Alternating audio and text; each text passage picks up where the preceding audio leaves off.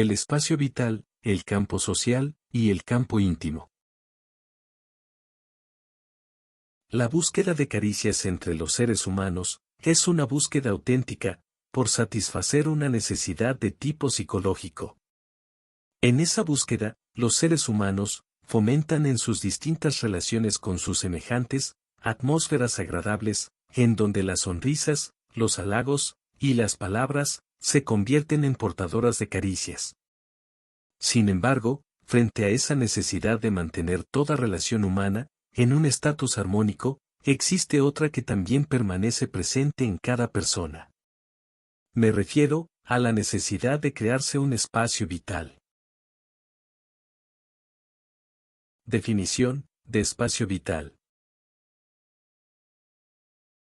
El espacio vital es esa área psicológica, y con repercusiones físicas, biológicas y mentales, en donde el ser se mueve, decide e interacciona con el mundo. Es un espacio celosamente guardado, que le da a la persona el sentido de libertad y de propiedad. Su espacio vital es prácticamente una región en donde él puede ejercer total dominio y mantenerse en libertad completa. Este concepto es trascendentalmente importante para entender las relaciones humanas, por una muy simple razón. El espacio vital es igualmente utilizado como refugio ante cualquier circunstancia adversa que la vida le presente a la persona. Es un lugar donde el ser puede estar solo y sentirse protegido de algo que le ha molestado o dañado en su exterior. El espacio vital en una relación entre dos personas.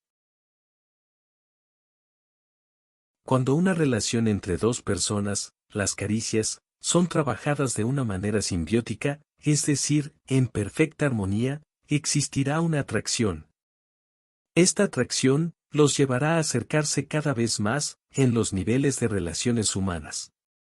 Llegará un momento en que sus espacios vitales se interaccionan, y cuando esto ocurre, los mecanismos de defensa de cada una de ellas entrará en actividad y provocará los primeros conflictos en sus relaciones.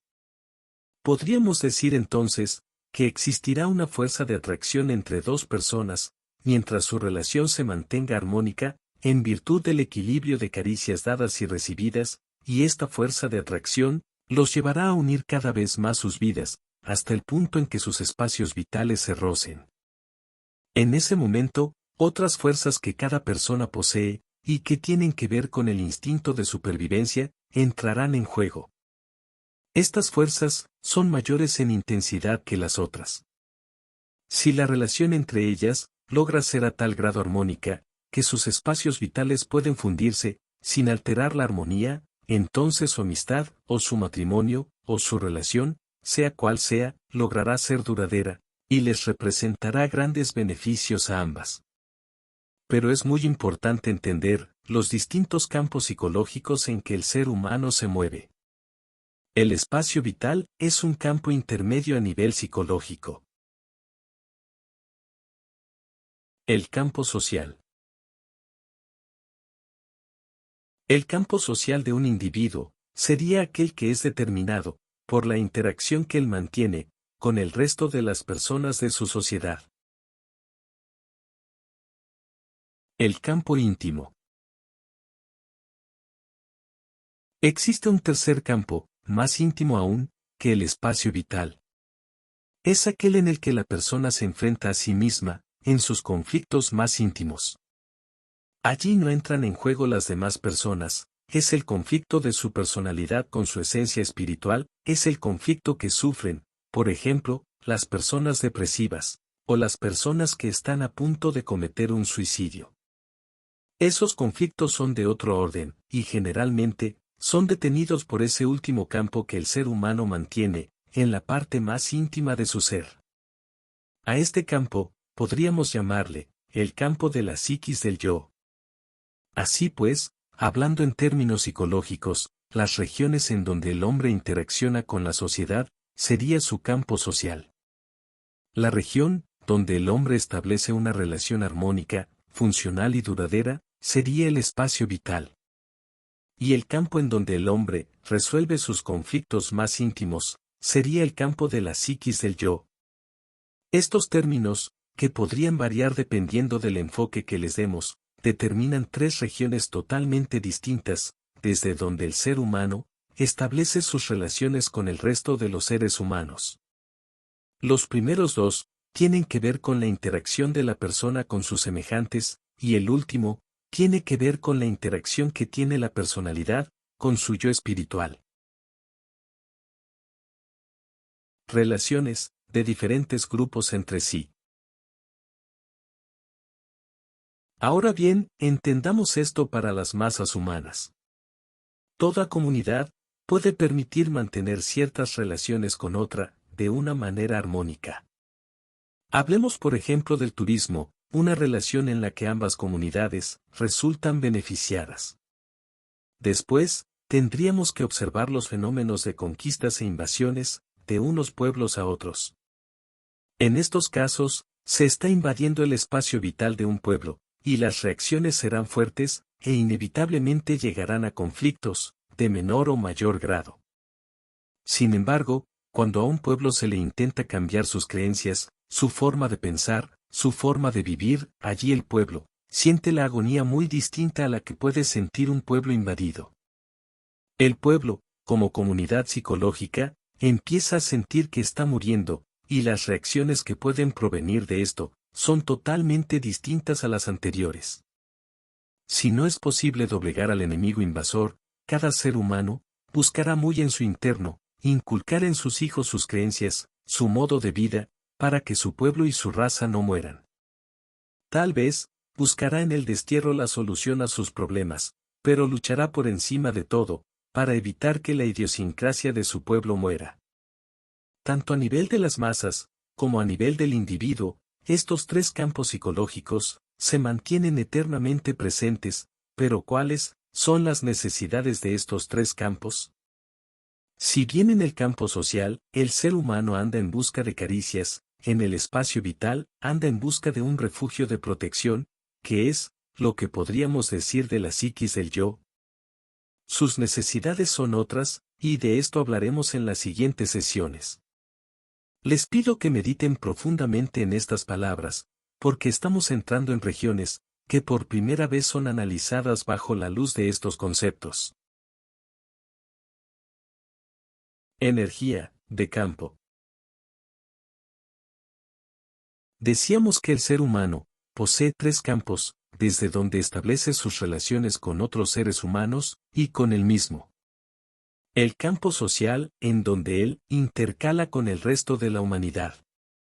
Su espacio vital, en donde él descansa, se siente libre, se considera dueño, y permite el acceso únicamente a unas cuantas personas. Y finalmente, al que denominamos el campo de la psiquis del yo, el cual se manifiesta particularmente en estados de profundas crisis, en donde el ser humano se enfrenta a sí mismo y lucha por su sobrevivencia. ¿Cuáles son las necesidades de los tres diferentes campos? ¿Cómo es que el ser humano los emplea, y bajo qué circunstancias pueden verse alterados estos campos? Constituye un estudio de suma importancia para nosotros. Actuación del campo social. Podríamos decir que a nivel de campo social, el ser humano actúa a través de la educación formal y familiar que ha recibido. Es el campo de los convencionalismos, es el campo en donde rigen las reglas de la sociedad. Función del espacio vital. El espacio vital, por otra parte, es un campo psicológico, en donde imperan las necesidades y los anhelos más íntimos del ser. Es un campo en donde las reglas de la sociedad no funcionan, es el campo en donde únicamente habla la voz del ser, y ya no tienen influencia ni su educación, ni sus padres, ni las personas que dirigieran su educación, aunque cabe señalar que este espacio vital, durante la etapa de su construcción, fue definitivamente formado, tomando en cuenta todos los factores que recibió durante su formación psicológica. Se puede decir que campos vitales estrechos son propios de personas con una gran autoconfianza, una gran estima personal. Campos vitales amplios son propios de personas temerosas, y llenas de patologías psicológicas. Función del campo íntimo de la psiquis del yo. Finalmente, en el campo de la psiquis del yo, definitivamente, entran en funcionamiento los mecanismos de defensa que como individuo ha recibido, tanto por herencia biológica, como por herencia espiritual. Es la última barrera que cae, antes del derrumbe total de un ser humano. Es también el lugar, de donde es posible extraer una gran cantidad de energía, para sobreponerse a una vida adversa. Cuando se siente que todo el mundo se ha derrumbado, es ese depósito de donde es posible extraer las fuerzas, que permiten a un ser humano levantarse de entre las cenizas, dominar algún vicio, y recobrar la dignidad, aun cuando todo mundo parecía estar seguro, de que él había sido derrotado. Espiritualmente hablando, es el punto en donde se establece el contacto con el super-yo, con la amada presencia, con esa fuente inagotable de energía, que constituye el punto de comunión del alma con Dios. El campo de la psiquis del yo, es el espacio en donde rige la conciencia espiritual, y podríamos decir, que aunque su fortaleza es enorme, en más del 99% de las personas, ese campo se mantiene totalmente oculto, aun después de arduas investigaciones psicológicas. Es un punto, que ha permanecido abandonado por muchas generaciones de las razas humanas, aun cuando todo ser humano lo posee, muy pocos logran establecer un contacto con él. Sin embargo, es importante conocer de su existencia, porque representa la explicación de esos destellos de voluntad, que en ocasiones, parecen milagrosos en algunas personas, que se veían derrotadas. El manejo de los campos, implica el control consciente de las energías. El manejo de estos tres campos, permitiría a un ser humano, realizar en su vida cosas portentosas. De hecho, el manejo de los campos, implica el control consciente de las energías que imperan en cada uno de ellos. Y en este punto, me interesa introducir un nuevo concepto al que denominaré, energía del campo. Definición, de energía de campo. La energía del campo, representa la fuerza con que un ser humano interacciona con otros. Representa la capacidad que tiene, para poder moverse entre los distintos campos, que cada ser humano posee. Le permite dinamismo, y le permite permanecer íntegro, aun frente a los embates de las distintas personalidades de los seres humanos. Por ejemplo, el hecho de que algunas personas, se vean fuertemente afectadas por las más mínimas discusiones, sería el caso, en el que la persona posee poca energía en su campo social.